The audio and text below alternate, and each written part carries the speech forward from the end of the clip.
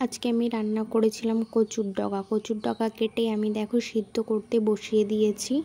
সিদ্ধ হয়ে গেলে তারপরে আমি ওটা একটা গামলায় নামিয়ে রেখেছিলাম। তারপরে গামলায় নামিয়ে রাখার পরে কড়াইতে আমি তেল গরম হতে দিয়ে তেলের মধ্যে দিয়ে দিয়েছি কালো জিরে ফোড়ন। কালো জিরে ফোড়নটা একটু নাড়ানোর পর তার মধ্যে দিয়ে দিয়েছি দেখো শুকনো লঙ্কাটা একটু হালকা হালকা ভাজা হয়েছে। তারপরে ওর ভিতরে দিয়ে দিয়েছি কুচি করা পেঁয়াজ আর কাঁচা লঙ্কা।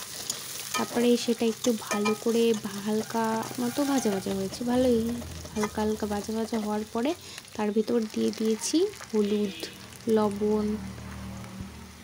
দেওয়ার পরে সেটাকে ভালো করে নাড়িয়ে নিয়েছি। নেওয়ার পরে তারপরে যে কচুর ডগাগুলো ছিল সেগুলোকে ওর ভিতরে দিয়ে ওর ভিতরে একটা ডিম দিয়ে ভালো করে সেটাকে নাড়িয়ে চাড়িয়ে নিয়েছি। নেওয়ার পরে একটু জাল হয়েছে, তারপর একটু আমি ঢেকে দিয়েছিলাম, ঢেকে দিয়ে তারপর চিনি দিয়ে নামিয়ে দিয়েছি।